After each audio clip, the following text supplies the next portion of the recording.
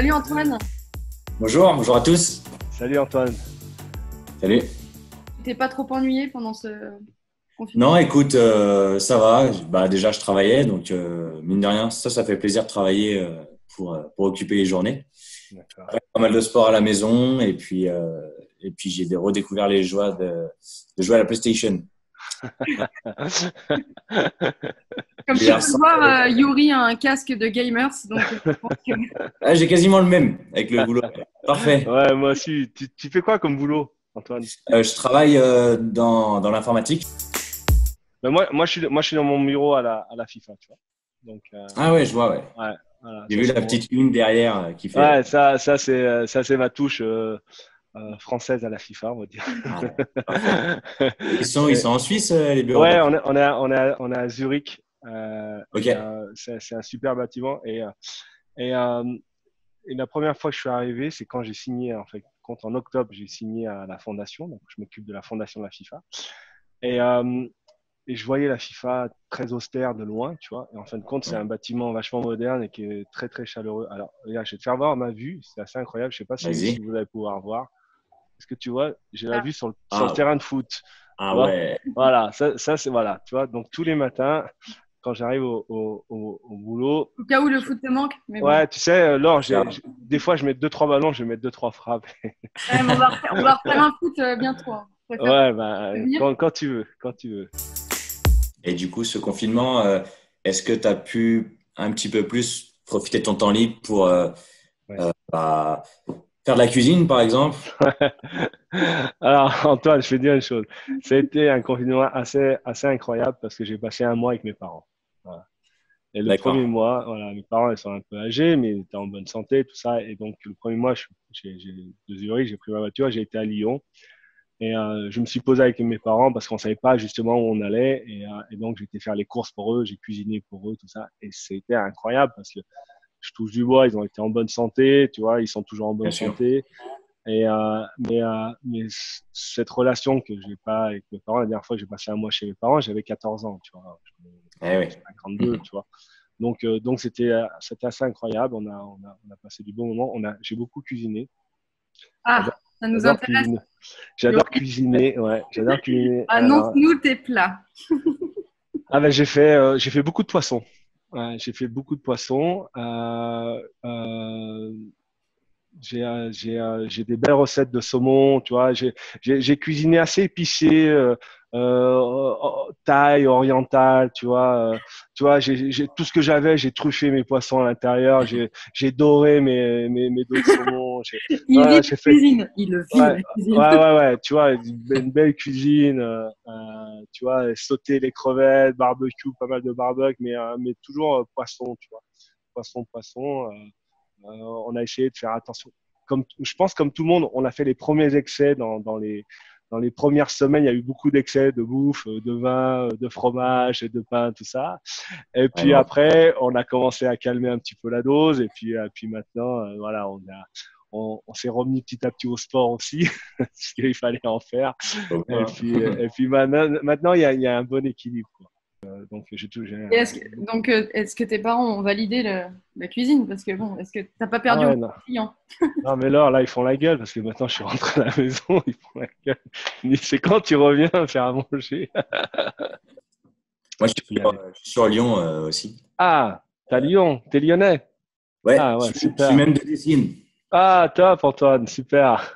Là, t'aurais dû t'arrêter quand j'étais chez moi. J'étais à Bah, Dessine. j'ai J'étais à pas- Dessine pendant. Bon, remarque, je suis pas sorti, mais j'étais à Dessine pendant un mois, tu Ah vois. ouais, bah, j'ai pas reçu l'invitation, hein, donc. Ouais, mais t'aurais dû klaxonner, tu vois. Si t'avais vu la fumée, t'aurais pu t'arrêter. Genre les carcasses de poisson, t'es chez Yuri. Ouais. Ah ouais, c'est ça, ouais. Ah, ça aurait pu être un repère, ouais.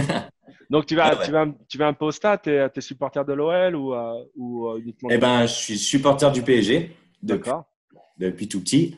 Ok. En étant lyonnais, c'est quand même un comble, mais au Ouais. final, du coup, ouais, j'essaie d'aller voir déjà tous les Lyon PSG qu'il y a. Ouais. Je suis allé le voir, celui de cette année avec le but de Neymar.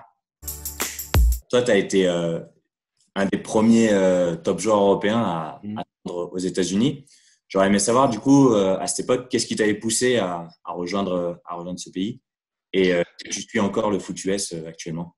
Ouais, bien sûr. Donc, quand j'ai signé à New York, j'étais le premier Français à jouer aux États-Unis. Et j'étais assez surpris parce que je pensais qu'il y avait eu d'autres Français, mais non, j'étais le premier Français à jouer en MLS. Et en fin de compte, New York, surtout New York, toi, ça a toujours été un rêve de vie d'aller habiter au moins 1 an à New York. Et, D'accord. et ça s'est fait. Donc, j'ai reçu cette offre à l'époque, c'était MetroStar. J'ai reçu cette offre de venir jouer là-bas. L'entraîneur me connaissait bien. C'était Bob Bradley, qui était après, il était entraîneur au Havre, il était entraîneur en Égypte. C'était un très bon entraîneur de l'US National Team aussi. Et il m'a dit, viens jouer avec nous, tout ça. Et puis, moi, je savais que j'allais à un moment donné partir à New York. Et quel meilleur moyen que le sport pour t'intégrer dans une ville et dans un pays. Donc j'ai accepté.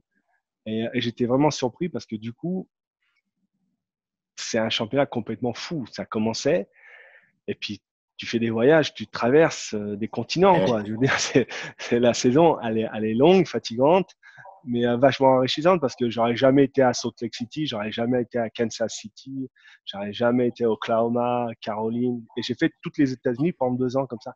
Ça m'a permis de voir l'étendue du pays, ça m'a permis aussi de comprendre ce pays-là qui est assez particulier, et vraiment en plus, ma base était New York. Imagine, New York, c'est 6 heures de décalage avec la France, mais c'est pas si loin que ça de Paris. On est presque, tu sais, il y a 6 heures d'avion pour aller à New York. Ouais. Aujourd'hui, Ouais, 6 heures, 7 heures, tu vois. Donc, c'est pas si loin que ça. c'est vrai. Donc, du coup, même si j'ai traversé l'Atlantique, il y avait quand même ce lien, tu vois. Si tu vas à Los Angeles, c'est 9 heures, c'est 12 heures d'avion, c'est complètement différent. Alors que New York, c'est très européen, il y a une vraie immigration européenne qui faisait que tout de suite, je me senti bien dans cette ville-là. Et puis, c'est aussi une ville où il y a 4 vraies saisons. L'hiver à New York est extraordinaire, comme le printemps, l'automne. Mais tu sais que ça fait drôle quand tu vis dans une ville comme New York et tu as 4 vraies saisons. Imagine à Paris, demain, l'hiver, tu es sous 20 centimètres de neige. Ouais, c'est clair. Ouais, tu vois, et du Tu coup, changes de… c'est complètement irréel, mais c'était assez fou. Je suis resté 15 ans à New York. J'étais parti pour 1 an, je suis resté 15 ans. Et entre le mois d'octobre et le mois de décembre, j'ai fait 30 pays. Ah ouais. Ouais, je fais 30 pays. Ouais. Et sur les 30 pays, il y en a beaucoup que j'avais jamais fait de ma vie. Et Est-ce mon qu'il y en a un premier, qui t'a marqué, peut-être? la Corée du Nord. Oh, Ouais, t'es la allé en Corée. Corée du Nord. Incroyable. Ouais, j'étais en Corée du Nord. Ouais. La Corée du Nord, c'était ouais, incroyable. Incroyable. Tu as l'impression d'être dans une série de Netflix. Tu sais pas trop où tu vas.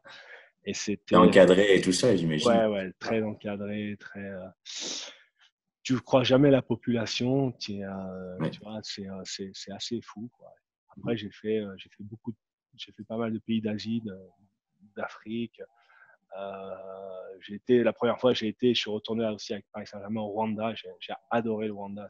Ouais, j'ai vu. C'était une vraie découverte pour moi, le Rwanda. Le Lesotho aussi, le, le Congo, incroyable, non, incroyable. Ouais. 30 pays. La Mongolie, tu vois, tu te rends compte, mon grand-père est d'origine mongole. J'avais jamais été en Mongolie. Là, j'ai été en Ah. Mongolie. Ouais. Alors, il fait un peu froid, hein, moins 20, mais ça va. T'as réussi à mettre des terrains de foot là-bas? Ouais, bah, Bien, c'est bien. il avait été déjà fait, ouais. Mais sauf il est praticable que 4 mois par an, quoi. Donc c'est un peu. Oui, ouais. Ouais. Ouais. Du coup, forcément, pour terminer la page la plus passionnante, et c'est aussi pour ça qu'on est tous les trois réunis dans ce call, c'est la page football. Ouais. Et puis, surtout les années, enfin, l'année que tu as vécu au Paris Saint-Germain. Donc, Tu peux dire les années parce que je suis toujours pas parti. Hein. l'année. Ouais, tu peux dire les années parce que je crois que je suis comme Antoine, j'ai été joueur. Moi, après, j'ai eu plus de chance qu'Antoine parce que moi, j'étais joueur au PSG. Mais je suis comme Antoine, je suis grand supporter du PSG quoi, depuis Ah, toujours. Donc voilà. Donc voilà, c'est vrai que j'ai joué qu'une année, mais pour moi, PSG restera à vie un de mes clubs parce que j'ai aussi l'Inter auquel je suis très proche. Et je suis né à Lyon, à Dessines, où il y a aussi Lorraine. Voilà.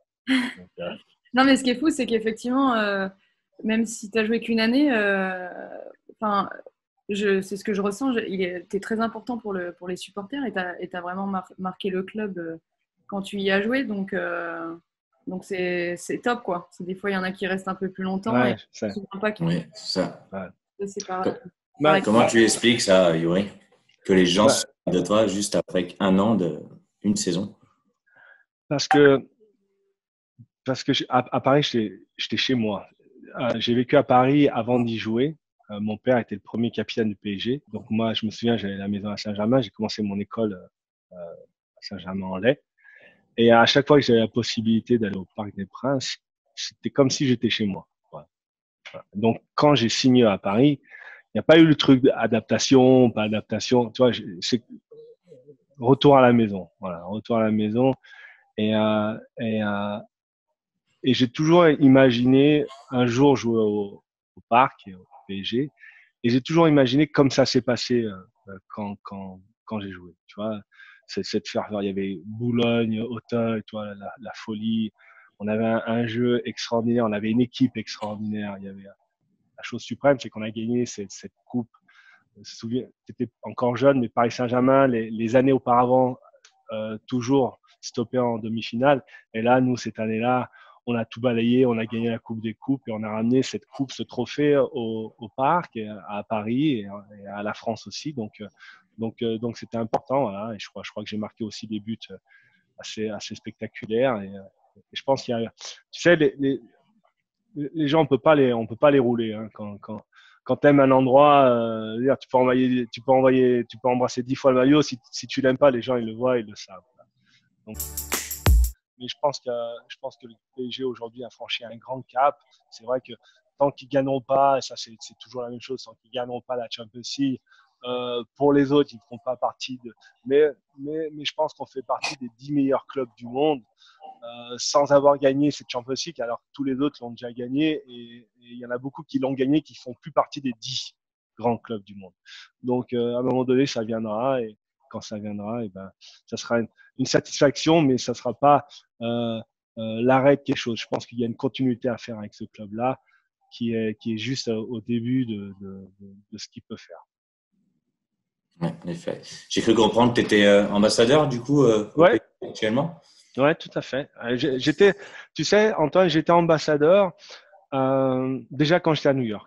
Quand je vivais à New York, j'étais ambassadeur du PSG pour tout le continent Nord-Amérique et Sud-Amérique. Et en fin de compte, j'ai fait pas mal d'opérations avec le PSG sur place. Tu vois, on était même avant que le Qatar arrive, on a été les premiers à sponsoriser un petit club qui s'appelait les Manhattan Kickers, à avoir apporté tous les jours de match la tenue du PSG. Je crois que c'était bien parce que c'était un club fort qui était représentatif de New York. Et tous les dimanches, il y avait les U12 et U14 qui jouaient avec le maillot du PSG. C'était un bon partenariat. J'ai toujours été, voilà, on a toujours échangé avec la direction. Après, la direction a changé. Le Qatar c'est encore plus investi et j'ai toujours continué à échanger avec le président, avec Nasser, avec Jean-Claude Blanc ou avec Leonardo. Il y a jamais eu de rupture parce qu'ils connaissent mon intention et ils savent que voilà, je vais dans la direction du club aussi, quoi. On espère que ça aura lieu en août et que ouais, on va aller au bout. Hein. Bah, c'est peut-être l'année, hein. Ouais, Hein. et quelle année, ouais. Ouais, quelle année, hein.